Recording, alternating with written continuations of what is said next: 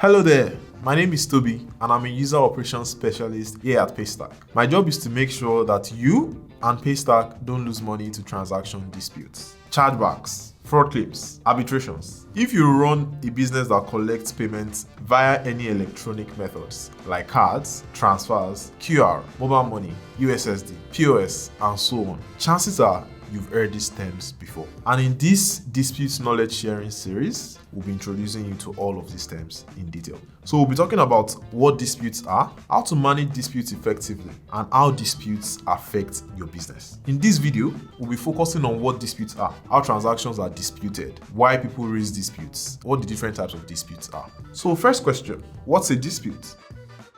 Simply put, a transaction dispute is a complaint a customer makes on a transaction, either because they were unsatisfied with the product or service they received, or because they didn't authorize the transaction. There are also other reasons why a customer might raise a dispute on a transaction. It could be because they were debited twice for a transaction or debited for a cancelled subscription. Now, you might be asking, what is the benefit of raising the dispute? Why can't the customer reach out to me, the merchant, directly? Well, there are a few reasons why customers will reach out to their banks instead of reaching out to you. So in many cases, customers reach out to their bank to raise a dispute when they have been unable to reach you, the merchant. Also, customers reach out to their bank if they have been unable to resolve the issue they have with a transaction after they have contacted you. When customers file disputes, their ultimate goal is to get a reversal of their funds. They just want their money back. Card networks like MasterCard, Visa, etc., as well as regulators in different countries, have different rules that guide dispute resolution. And if your business doesn't comply with these regulations, the customer will get their money back at your expense. We won't be going into much detail about how to resolve disputes in line with the various regulations in this video. But we have made a whole separate video where we talk about the best ways to resolve disputes, and it is linked in the description below. I encourage you to check it out so you can learn how to avoid losses to transaction disputes. Next, we'll be talking about the two types of disputes on your Paystack dashboard and what they mean. So on your Paystack dashboard, we have classified disputes into two main categories. They are chargebacks and fraud claims. So what is a chargeback? A chargeback is a dispute raised by a customer when they didn't get value for a transaction or when they received the wrong item or service. A good example of this situation would be if you bought mobile airtime online and the top up is not applied to your balance, or if you ordered a pair of red heels and you got green sneakers instead. In such scenarios, customers will file chargebacks. On the other hand, a fraud claim is a dispute that a customer raises when an unauthorized transaction happens on their account. So think about a situation where you suddenly get an unexpected debit alert from a pet store in your neighborhood or far away for 28 cans of cat food that you definitely did not order because you don't own a cat. Maybe you own a cat. But yeah, that's a fraud situation. So when you get unexpected debits that you do not authorize, that's fraud claims. So there's a distinction between a chargeback and a fraud claim. With a chargeback, the customer is either the one that initiated the transaction or they are aware of the transaction, right, that it was initiated using their account. But with fraud claims, the customer is saying they are unaware of the transaction and they are claiming that their account must have been compromised by a bad actor. Like I said earlier, we have made a whole different video where we discuss the best ways to resolve chargebacks and fraud claims, and it is linked in the description below. And I encourage you to check it out so you can learn how to resolve disputes effectively. I know it's been a lot, but I hope you have been following all of that because things are about to get even more complicated. Oh, sorry. I mean, they're about to get more interesting. So we're about to talk a little bit more about chargebacks and the different stages that chargebacks can get to. So chargebacks are disputes that have three different stages. The first stage is the first chargeback stage. The second is called pre-arbitration chargeback. And the third is called arbitration chargeback. So what do these different stages mean? So the first time a customer makes the request to have their money returned to their account for a particular transaction is referred to as a first chargeback. If at this stage, when you are declining the chargeback, you fail to provide enough information about the customer and the product or service that was paid for, the customer can make a request basically at their bank to reopen that chargeback claim. When that chargeback claim is reopened, it goes to the second stage, and that stage is called pre-arbitration chargeback. And that stage is also referred to as a second chargeback. This pre-arbitration chargeback stage is usually your last opportunity to successfully resolve a chargeback. If you are unable to successfully resolve the chargeback at the pre-arbitration stage, it is then taken to the final stage, which is called arbitration. An arbitration chargeback is the final stage in the chargeback process, and it happens when the evidence you provided to decline the chargeback at the pre-arbitration stage has been rejected by the customer and their bank. At this stage, all the parties involved, the cardholder, the bank, the merchant, all of you have been unable to resolve the dispute on your own. So a representative of the card network, which can be either MasterCard, Visa, or American Express, would intervene to make a judgment. At this stage, no new evidence is received or accepted by the representative of the card network. So you as a merchant are unable to provide additional evidence. What happens here is that the representative of the card scheme reviews the receipts or documents that you have provided at the previous two stages of the chargeback. If this evidence is deemed acceptable by the representative of the card scheme, you do not get any debits and the case is ruled in your favor. However, if the documents you have provided before are deemed insufficient, the case will be ruled against you.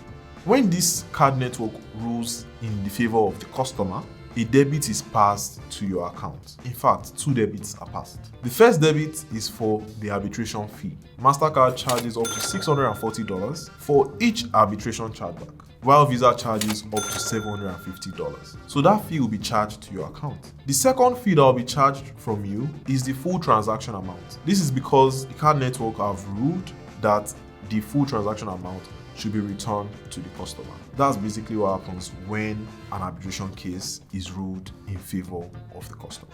At Paystack, we advise you to not let chargebacks go into arbitration. This is because they mostly favor customers. Also, arbitration chargebacks can be very expensive if you lose the case. So it's not advisable to let chargebacks get to this stage. So now that I've given you like a quick rundown of how pre-arbitration and arbitration chargebacks work, so I'm going to tell you a bit more about pre-arbitration chargebacks, because that is the final stage where you have the opportunity to successfully resolve a chargeback without incurring any fines. So how do you even know when you've received a pre-arbitration chargeback?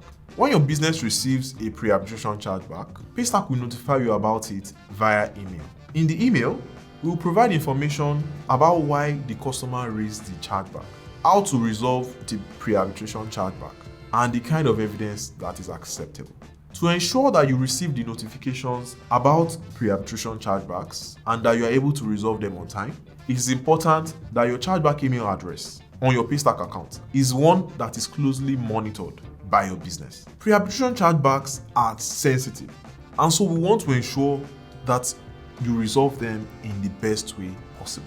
To learn how to resolve a pre-arbitration chargeback, please follow the instructions in the email we sent to you. Also, please watch the video about how to resolve disputes, which is linked in the description below. The last thing we'll talk about in this video is how transactions are disputed. Like, what does the process look like when a customer is trying to raise a dispute for a transaction? The process begins with the customer reaching out to their bank to complain about a transaction. When they complain to their bank, what the bank does is that it passes a notification of that dispute to Paystack's bank, and then Paystack's bank reports the dispute to us at Paystack. As soon as we get that notification, we send you several notifications about that particular dispute. So you will get a notification about it on your dashboard, you will get notifications via email and webhooks and any other communication channels that you have enabled for transaction disputes. After you are notified of the dispute, the countdown begins. If it's a chargeback, businesses in Nigeria have 16 hours to respond, while businesses in Ghana and South Africa have 48 hours to respond. If it is a fraud claim, all businesses on Paystack have 24 hours to respond, because fraud claims are quite urgent. If you choose to accept a dispute, it means you are accepting to process a refund for the transaction.